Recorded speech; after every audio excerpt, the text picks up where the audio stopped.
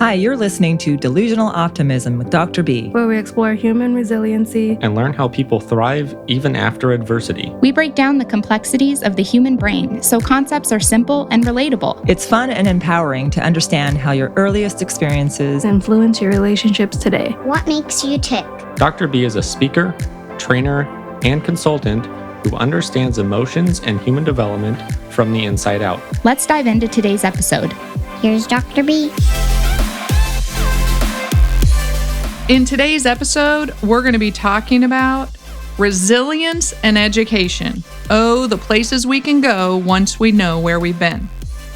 If you're interested in furthering this conversation, please email me at contact@drbconnections.com. Or if you want to book a training or know more about me, go to my website at www.drbconnections.com.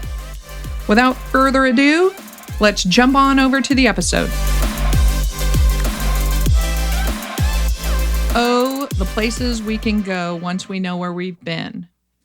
This episode is about resilience and education. Let's get started. Resilience is the ability to rise above significant adversity and still have good developmental outcomes and thrive. We know this. We love this.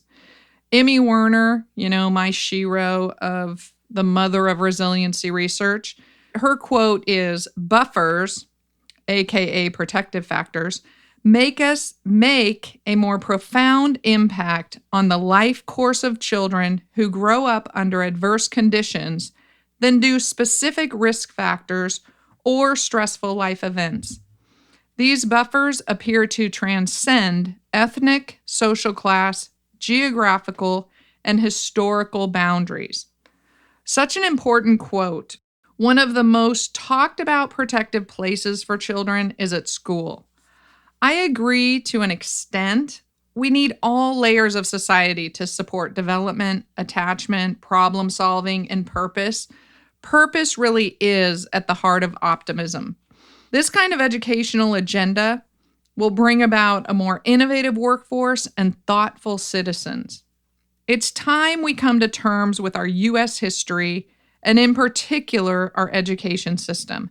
It's time we recreate, rebuild, and redesign the education we want for all children. I would argue that the primary focus no longer should be on academics, but instead on citizenship and resilience.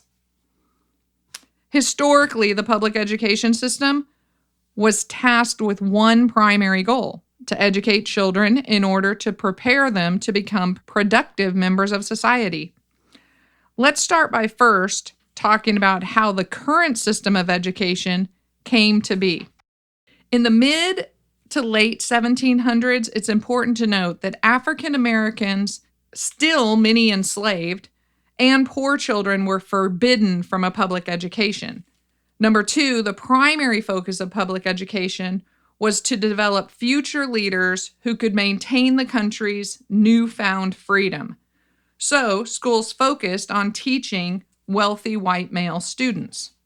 After the American Revolution, when the U.S. broke away from England, Thomas Jefferson wanted to use tax dollars to fund a public education system with two tracks: the laboring track, we call it today the vocational or skilled learning track, and the learned track, which is what we call today the college prep track.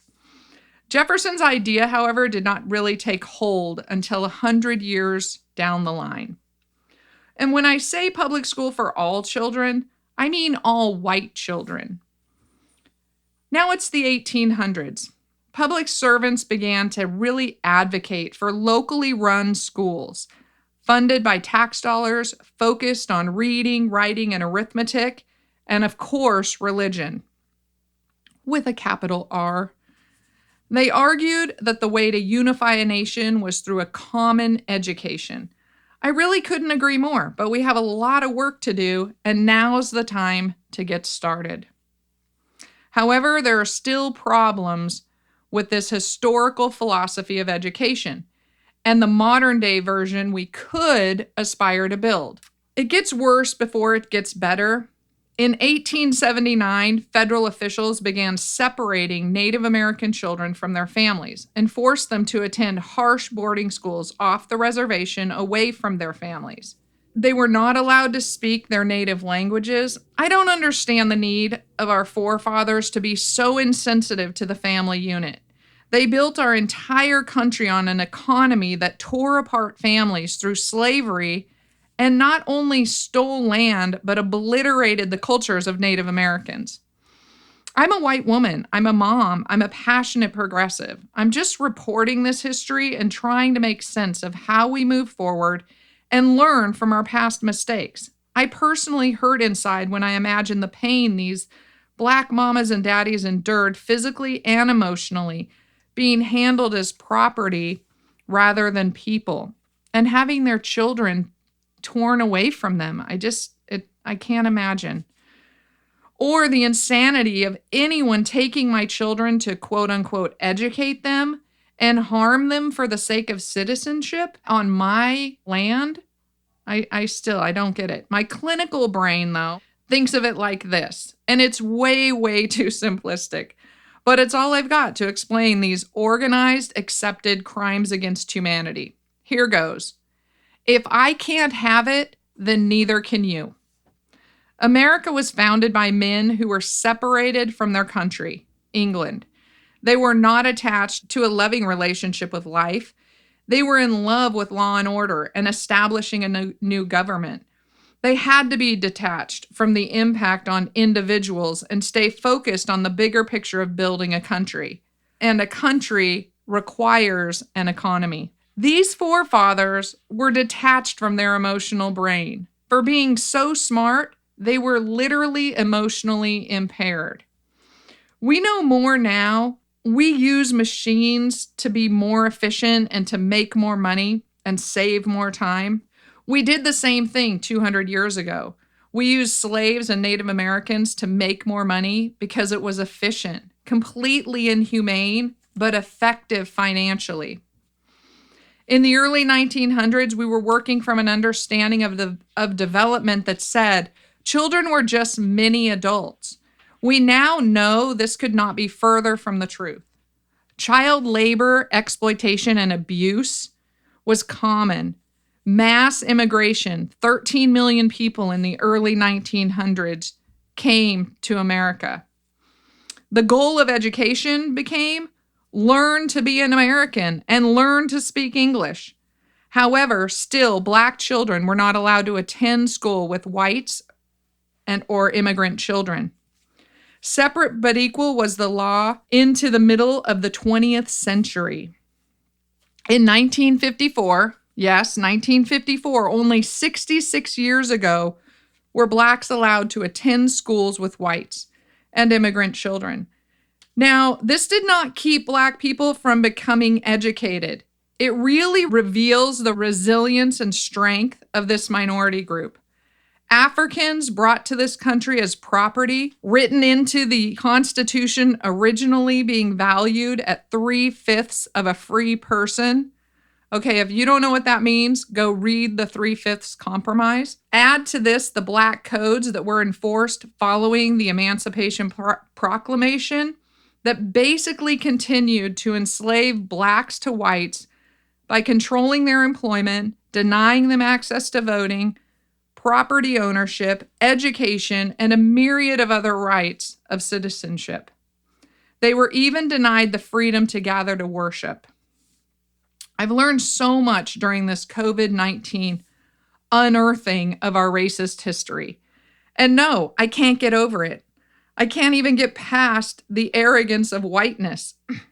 I need this history reconciled with in my family's life print. We have to acknowledge the harm, and it goes way beyond accidental indiscretions. We are still living with full-blown racism. We need to acknowledge it, make amends, because that's what decent people do when they personally hurt others or are part of a systemic group that hurts others. It's time to change, folks. We're not going back to normal. And who really wants to? We have to just stop saying that, go back to normal. Nobody wants to go back to normal now that we know about all these things that are becoming unearthed from COVID-19. I find that offensive in light of the new information being uncovered historically and the blatant police brutality, murders, and modern day lynchings that are undeniable. So where do we go? What do? We start conversations and we learn. Now let's talk about education and how to build a system that focuses on resilience. Education has come a long way since the beginning of the 1900s, but now we're once again at a turning point in history. Never in my lifetime has state testing been canceled, even though we all know this information is meaningless to us, stressful for children, and does not capture the data needed to prepare an effective educational plan for schools or for individual students. I think we can let it go. I think state testing has run its course and had its day. We really don't need it anymore. On a personal note, I was profoundly dyslexic as a child. I'm pretty sure I was in the God help her zone with the state test most of my K-12 education. Yet, I never saw those scores. I doubt my parents did. I was an at-risk child, dyslexic. I attended 8 schools in 12 years. My school counselor said to me when I inquired about possibly going to college, she said, "No, you're not college material." And that was it for me. I decided, okay, I'm not going to college. I'm just going to go to work. And I did. And I worked for several years, probably 2 or 3 years out of high school before actually going to college and then earning 2 master's degrees and a PhD. So I feel like school in so many ways failed me in my education. And I had the advantage of being white and many other privileges of being white. I had a handful of great teachers, but my resilience was definitely challenged. It was challenged because my education was impersonal, disconnected from family, and very institutionalized. The task of educating all children is a massive undertaking, but we also make it overly complicated. I know we aren't quite ready to throw out the entire school system, but I want to share one study with you. Something to think about as we begin the process of redesigning our world. It's called High Performing Learning Communities. It included 1,500 schools, 60,000 teachers, and 1 million students. The question posed by the educational researcher Fellner in 2000 was, quote, "How do we create educational contexts in which all children are nurtured and challenged in a way that lead to them being highly effective learners, achieve and perform at high levels, and be healthy and responsible, productive citizens in our democracy?" So that was the research question that they were trying to figure out an education system to fill. So how'd they do it? The framework looks like this, and it applies to all students and all teachers, really all adults in the school. It included having early, small learning communities. It included having high expectations for students and empowering students to be part of and involved in decision-making. It also included teaching core academics in an integrated way. The program also included professional development, and the professional development included how to foster health and safety for all students, how to engage families in education, and how to create strong school community and schoolwork linkages.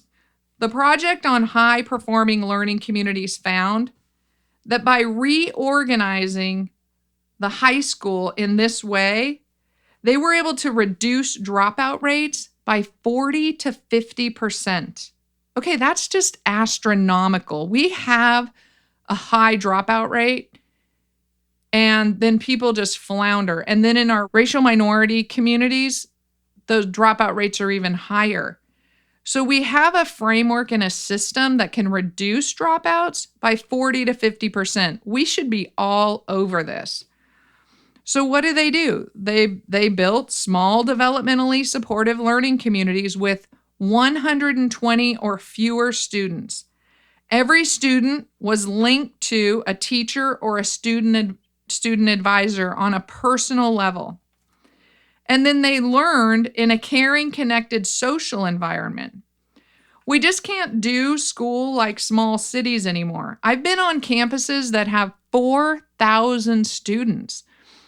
And then the percentage of teachers or adults on a campus that size just doesn't make any sense to building a healthy society. That's more of an organizational type of an institution, and we're trying to build a connected, resilient, supportive, healthy community using an institutional model. That doesn't make any sense.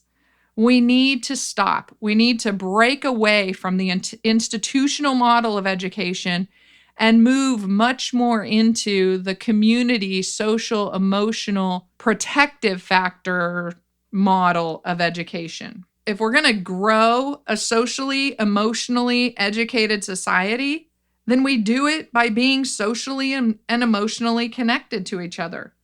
The internet is for facts and content in the 21st century. And then we can use that information and have rich dialogues and conversations and learn things from each other about their perspectives about what they learn by reading material and getting information from the internet. But we need humans to be dedicated to the process of growing small humans into happy, healthy, socially responsible, loving citizens. If that's what our goal is, if that's what our outcome is, then we need to create the system to build that outcome. It doesn't work the other way around. So let's do it. Let's leave this life print. Let's change our schools to be inclusive for all, to be small enough to be engaging and challenging and thoughtful and welcoming, that we can build resilient communities, that we will infuse buffers and protective factors throughout our school system that will then carry into our communities in order to support children through their adversities that they may face in their families or in other situations in their communities. So that's it for today, folks, and I look forward to our next episode. Until then, I love you and leave a life print. Thanks so much for listening to today's episode. I appreciate the opportunity to connect with you. If you're interested in booking a training, I'd love to hear from you. You can reach me at my website, Dr. B Connections. There's a big button that says, book a training with Dr. B. It's that easy. If this show has been beneficial for you, please share it with your friends and family. Spreading the word about the show helps us grow our audience and helps continue to change the world together. Again, thanks so much for listening to Delusional Optimism. Now, go leave a life print.